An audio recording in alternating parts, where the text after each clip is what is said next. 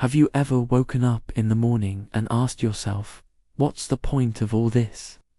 The alarm goes off, you drag yourself out of bed, and instead of feeling inspired by the day ahead, you're filled with a quiet sense of emptiness.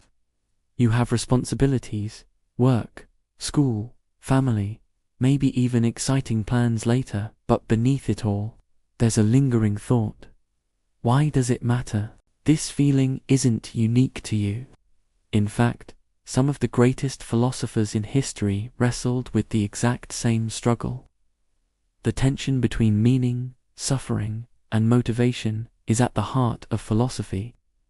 And today, we're going to explore 4 philosophical approaches that can help us cope with life's darker moments and rediscover a sense of purpose. So, stay with me. By the end of this video, you'll walk away with practical insights, grounded not only in philosophy, but also in timeless human wisdom. Transition to tip 1, building purpose through small acts.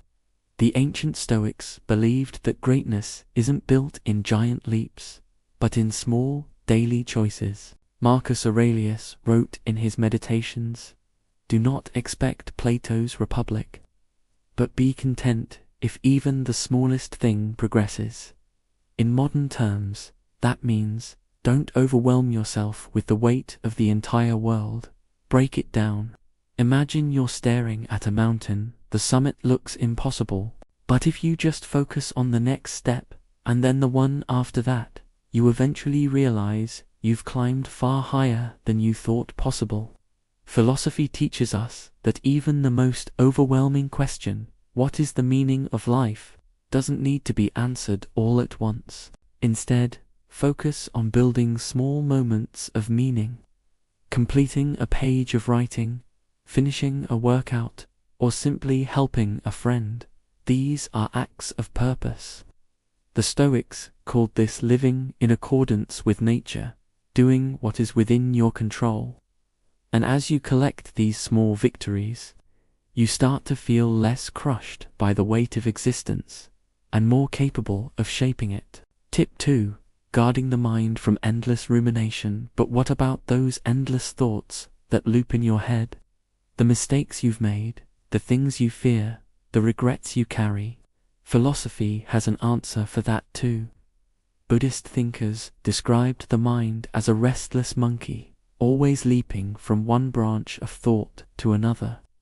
If you let the monkey run wild, it drags you deeper into suffering. Similarly, the French philosopher Michel de Montaigne said, "My life has been full of terrible misfortunes, most of which never happened." Both traditions point to the same truth. Excessive rumination magnifies pain. So, what can we do? One tool is gratitude.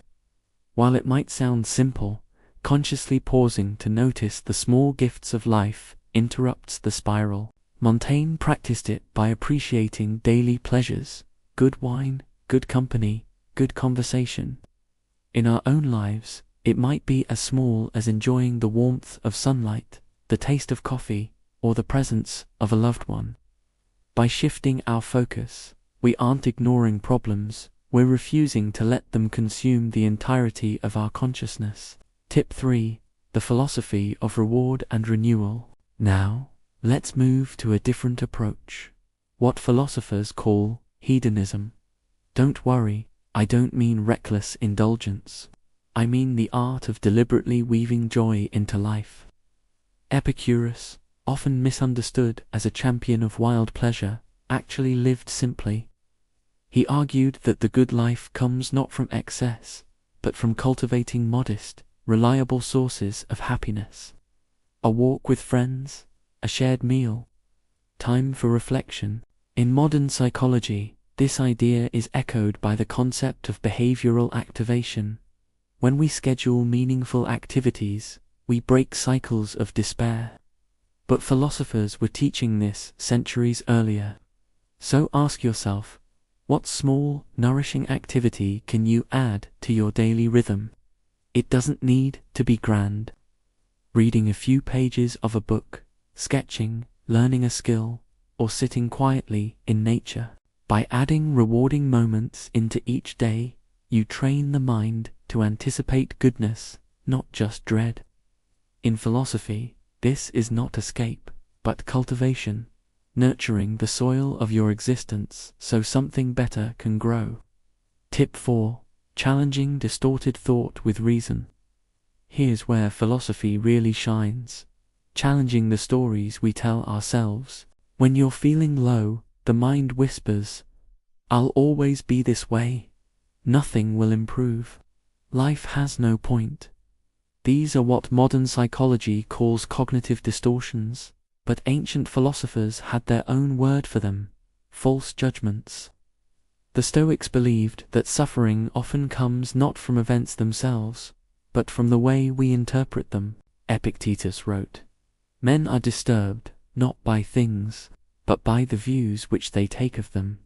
So, how do we challenge these views? One method is the philosophical journal, not unlike today's thought log. Write down the belief troubling you. "I'll never succeed." Then ask yourself, is this statement universally true, or is it a distorted overgeneralization? You may find evidence that contradicts it. Moments you've succeeded before. Times things turned out better than expected. Replace the distortion with a more balanced thought, like, "I've struggled before, but I've also overcome." This moment doesn't define the future. This is philosophy as therapy, using reason not to deny emotion, but to prevent it from enslaving us. Closing reflections. So, let's step back. We've explored 4 philosophical strategies for coping with life's darker moments. Build purpose through small acts of mastery. Guard the mind from endless rumination with gratitude and presence. Weave joy and renewal into daily life through modest rewards. Challenge distorted thoughts with reason, transforming false judgments into clearer perspectives. These are not quick fixes. Philosophy never promises shortcuts, but they are enduring practices that thinkers across centuries have returned to in their own battles with despair. Now I want to hear from you. Which of these strategies speaks to you most? Do you find meaning in small victories, in gratitude, in joy, or in reason? Share your reflections in the comments below, and let's learn from each other. Remember, your struggles are part of the human condition, not proof of failure. As countless philosophers remind us, even in suffering, there is wisdom to be found. Thanks for watching, and I'll see you in the next video.